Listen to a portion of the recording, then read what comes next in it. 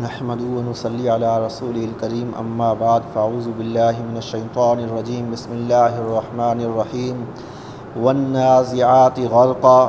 قسم ہے ان فرشتوں کی جو کافروں کی سختی سے روح کھینچتے ہیں،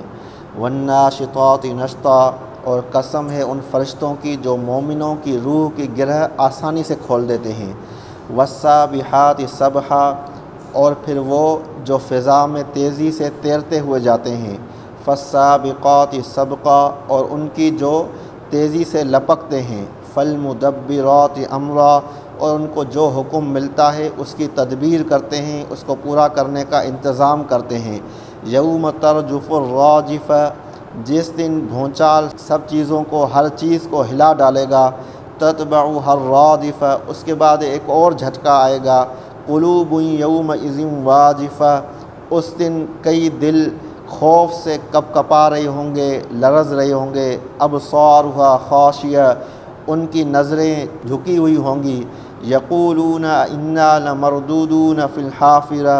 کافر لوگ کیا کہتے ہیں، آخرت کا انکار کرنے والے لوگ کیا کہتے ہیں کہ کیا ہم دوبارہ اپنی پہلی والی حالت پر لوٹا دیے جائیں گے، اذا کنا عظاما نخرہ، کہ جب کہ ہم بوسیدہ ہڈیاں بن چکے ہوں گے، قالوا تلک اذا کرۃ خاسرہ، کہتے ہیں کہ پھر یہ لوٹنا تو بڑے خسارے والا ہوگا، فانما ہی زجرۃ واحدہ، بے شک وہ ایک زوردار ڈانٹ ہوگی، آواز ہوگی، فاذا هم بالساہرہ، پھر وہ ایک دم اچانک سے ایک کھلے ہوئے میدان میں جمع ہو جائیں گے۔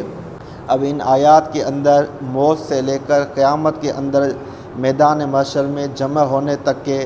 اس احوال کو بیان کیا گیا ہے۔ والنازعات غرقا، الفاظ کی معنی تو یہ ہے کہ جو ڈوب کر سختی سے کھینچتے ہیں۔ اب اس کی معنی اور تفسیر یہ کی گئی ہے کہ جو فرشتے ہیں وہ انسان کے جسم میں غوطہ لگا کر پھر جو کافر لوگ ہیں ان کی سختی سے روح کھینچتے ہیں، پھر بدکار لوگ جیسے بھی ہوں گے ان کی سختی سے روح کھینچتے ہیں۔ والناشطات نشطا، اور گرہ کو کھول دیتے ہیں نرمی سے، یعنی جو مومن ہوتے ہیں، نیکوکار ہوتے ہیں، ان کی روح آسانی سے کھینچتے ہیں، آسانی سے ان کی روح کی گرہ کو کھول دیتے ہیں۔ والسابحات سبحا، فرشتے جو ہیں وہ تیرتے ہوئے جاتے ہیں اور وہ تیزی سے تیرتے ہوئے جاتے ہیں، فالسابقات سبقا، اور لپکتے ہیں تیزی سے، ایک دوسرے سے آگے بڑھتے ہیں، کس چیز میں کہ جو ان کو حکم ملتا ہے اس کو پورا کرنے کے لیے، فالمدبرات امرا، اس کام کی تدبیر کرتے ہیں جو انہیں حکم ملتا ہے اس کا انتظام کرتے ہیں۔ یوم ترجف الراجفہ، اس دن کیا ہوگا کہ زلزلہ آئے گا، جب زلزلے کا جھٹکا آئے گا، وہ بھونچال آئے گا تو ہر چیز کو ہلا ڈالے گا، یہ زمین کپ کپائے گی، تتبعها الرادفہ، پھر ایک اور جھٹکا آئے گا، یعنی ایک پہلی دفعہ سور پھونکا جائے گا تو سب لوگ، سب مخلوق مر جائے گی، پھر جب دوسری دفعہ سور پھونکا جائے گا تو پھر لوگ زندہ ہوں گے۔ قلوب یومئذ واجفہ، اس دن دل کپ کپا رہے ہوں گے، تیزی سے خوف سے دھڑک رہے ہوں گے، یعنی جب خوف ہوتا ہے تو انسان کی دل کی دھڑکن تیز ہو جاتی ہے، تو اس دن بڑا خوف ہوگا۔ ابصارها خاشیہ، ان کی آنکھیں، نظریں جھکی ہوئی ہوں گی، یہ خاص طور پر ان لوگوں کا احوال ہوگا کہ جو بدکار تھے، کافر تھے، آخرت کا انکار کرنے والے تھے، انہی کا آگے ذکر آ رہا ہے۔ یقولون انا لمردودون فی الحافرہ، وہ کہتے ہیں کہ کیا ہم دوبارہ پہلی والی حالت پر لوٹا دیے جائیں گے، یعنی کیا ہمیں دوبارہ زندہ کر کے ویسا ہی بنا دیا جائے گا کہ جیسے ہم پہلے انسان تھے، چلتے پھرتے تھے۔ اذا کنا عظاما نخرہ، کہ جب ہم بوسیدہ ہڈیاں ہو جائیں گے، یعنی آج کے دور میں اس بات کو سمجھنا اور بھی آسان ہے کہ جب پرانی سے پرانی ہڈیوں سے ڈی این اے نکالا جا سکتا ہے تو پھر اللہ تعالیٰ کیوں نہیں اس بات پر قادر ہے کہ ان ہڈیوں سے دوبارہ انسان کو پیدا کر دے۔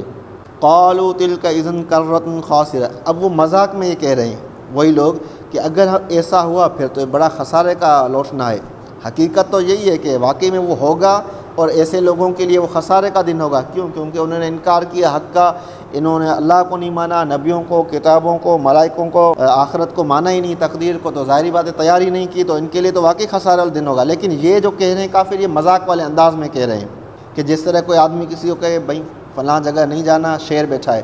تو وہ دوسرے کو مذاق میں کہے بھائی وہاں نہ جانا، شیر بیٹھا ہے، تو یہ اس انداز میں کہہ رہے ہیں کہ اگر ایسا ہوا پھر تو بڑا خسارہ ہے، لیکن ہوگا واقعی میں خسارہ۔ فإنما هي زجرۃ واحدہ، وہ بس ایک زوردار آواز ہوگی،